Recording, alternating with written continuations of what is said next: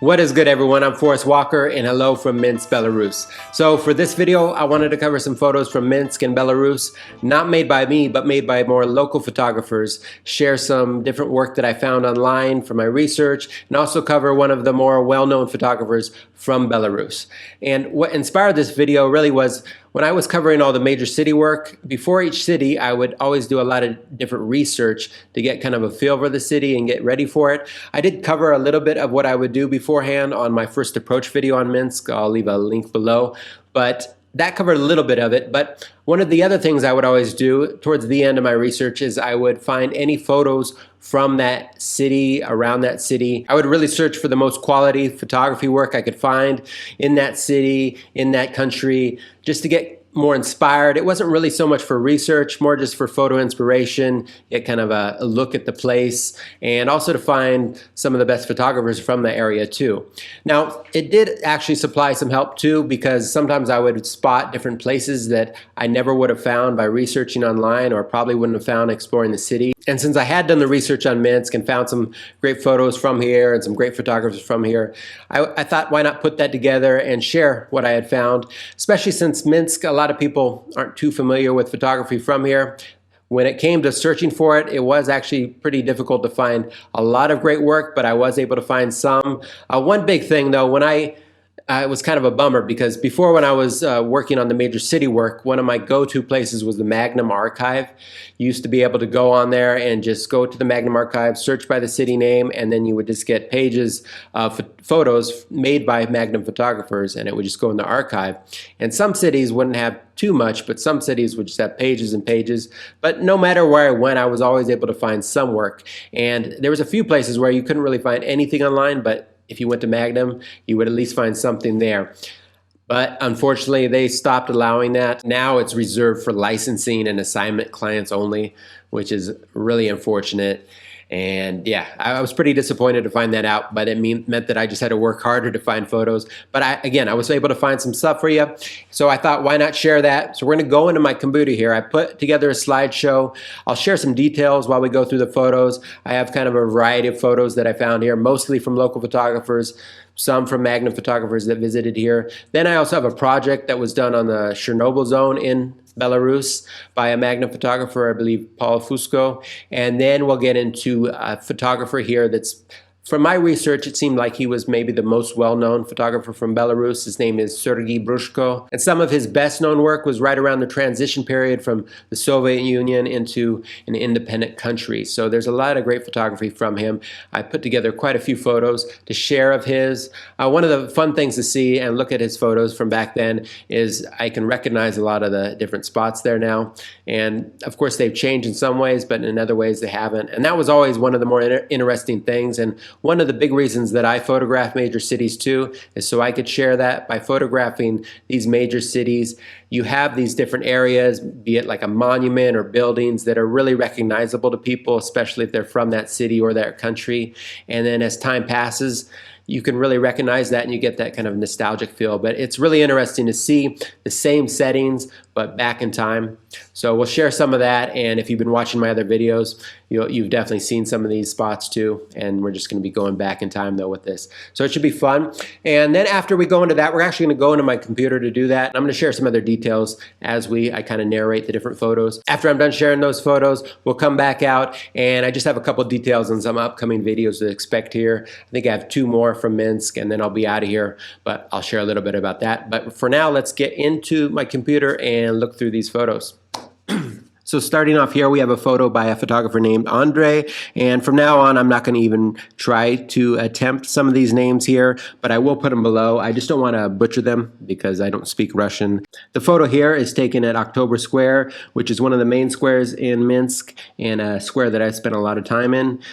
My time here has actually been when it's had a lot of different stuff going on because of the Christmas markets. It's cool to see the square just completely empty now, but that fog really helps this photo. It's a simple photo, but you have that woman with that flag there, and the red flag really stands out with that fog and mist, and then you do see the building. So you get a sense of place, but it really stands out. I really like this photo, even though it's simple. It's a good photo. Here's another photo by Andrei, and I don't actually know where this is taken. It's not in Minsk, obviously, but it might be in the region. But I just like this photo. It's an interesting photo because you have the dog here, you have the guns, the guy's wearing all white, and then you have Santa Claus there. Just a very funny photo. Now we'll go into another photographer here, and this is taken at a protest, an anti-government protest here in Minsk. This is a group of conscripts in the Minsk region, and they have a mandatory watching of a news program called Panorama on the state-run news. Here you can see the president too. Here we have a photo that was taken at a marriage at an Orthodox church, and I really like when you can kind of mix two scenes together, so you have the reflection here and the boy here, and there's quite a bit going on, and I like the use of the reflection. This right here is a woman. This is in Minsk, and she's trying to, the actual caption said that this was a relative, but she's trying to listen through the bus window here as she tells her something, but it has an interesting look here. It's kind of a funny scene. This woman here, the caption said that she was arrested at a protest, but I like the colors here. You have the green and white, and then it kind of matches her coat here with the white. There's a little mystery there too. This right here is at a military school, and they just took their cadet's oath. I personally like people in uniforms. They're always interesting, and here you have all these uniforms, and they're camo uniforms, but they blend together too. So it creates a dynamic here where you just see the faces and the background, the shirts and everything blend together. This right here is at a Epiphany. It's a baptism, but it's on the day of the Epiphany when they take an ice baptism or an ice bath.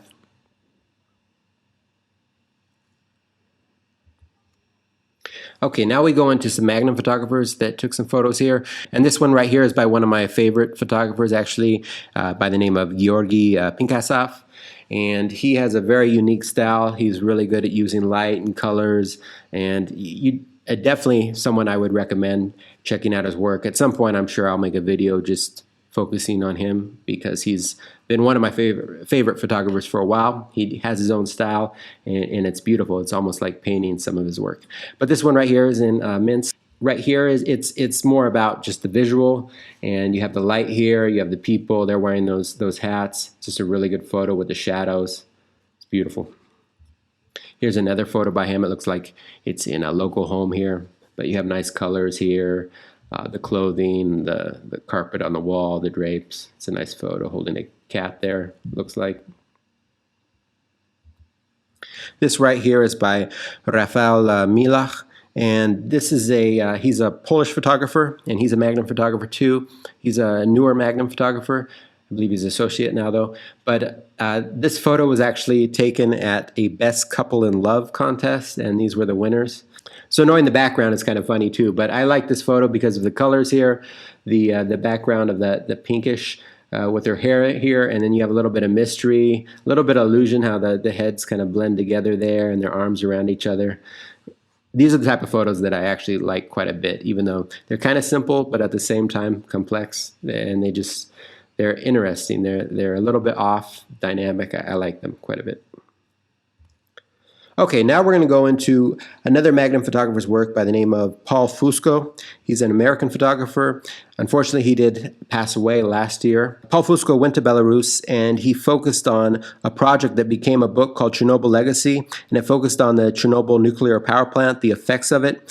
The actual power plant is in Chernobyl, Ukraine, of course, but the actual negative effects of the power plant covered over 56,000 square miles that went into Belarus, 19 regions too overall. So it affected a lot of Belarus too.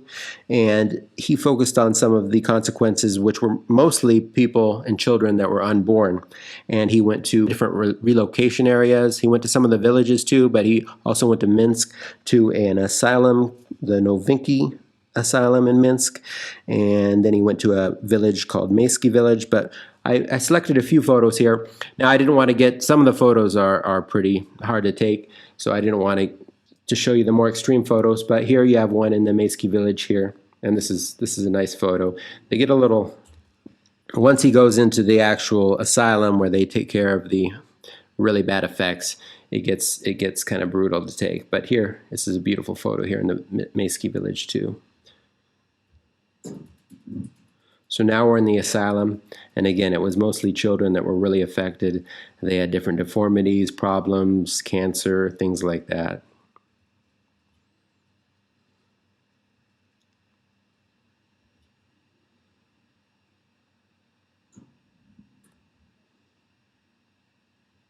So yeah, this is about as hard as we're going to get.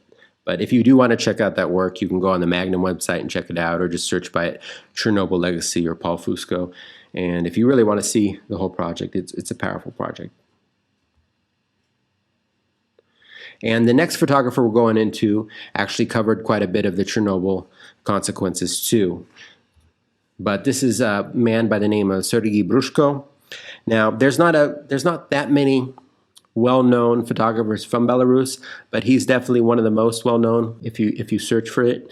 I'll try to cover just a quick background of his life, and then we'll go into some of the photos I selected. Sergei was born on May 28, 1958, in a small village in the Minsk region. At the age of 6, he received his first camera, and ever since then he was into photography.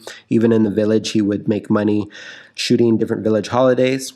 Then he did go to the army, but after the army he trained as a photography technologist, and then he did a little bit of studio work, but he always really wanted to work in the newspaper industry, and he got a few smaller newspaper jobs, and then he made it to the nationwide paper, and I'm putting that at the bottom because I definitely can't pronounce that. Photographically, some of his main focuses were on the people in their Chernobyl relocation zones, and he covered that for many years. He also photographed quite a bit in the rural areas, coming from a village that always appealed to him. He also photographed Minsk quite a bit. He photographed street children. He also photographed during a transition period from the Soviet days of Belarus into independence. So you'll see photos reflecting that. It was a very interesting time in the country. So there's quite a few photos, and we're going to get into the photos now. Sergei did pass away in 2000, August 28th of 2000. At a fairly young age, in his young 40s. He was diagnosed with Raynaud's syndrome, and he battled with that for a bit. But before he died, he did publish a book, and I'll put a link down there. But that covers a lot of his photos in the transition period from Belarus's Soviet days into its independence. So now let's get into the photos. So here's a photo. This looks like it's more in a rural area. It's a nice older photo here. You have the cross and the woman here, and the snow makes everything stand out. I mentioned this earlier, but this is a good example of photos I enjoy from places that I photographed and am familiar with, but taken decades ago. So it's always interesting to see the same locations, the same, sites. So this is the church here, and then you have all these people here. So you can tell it's old, but then I recognize these main features too. So it's a good photo. Some of these photos we'll just go through, and then some I'll speak on. This is definitely in Minsk here. And to be honest, a lot of this really hasn't changed much.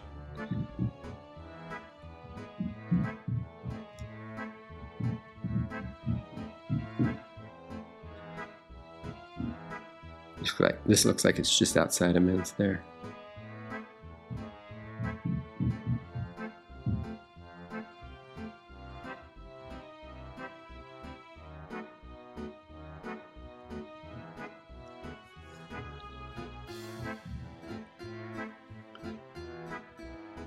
This is a good photo here with all the faces here.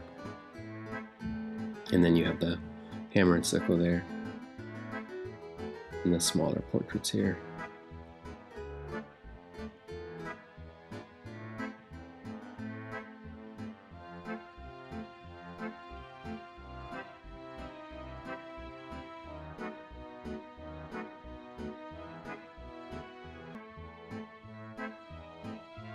There's some street kids here. Some nice little bandana there.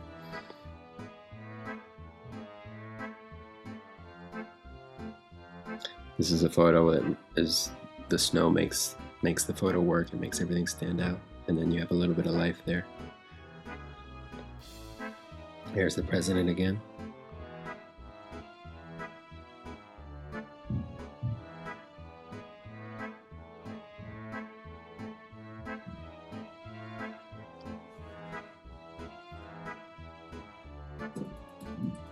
This is at Independence Square, and it looks very similar. They even have the 1917 on there still, but this is at a protest.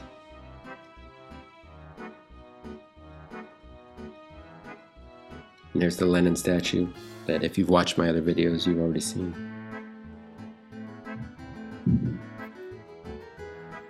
This is the same place we saw a photo earlier, but the fish scale.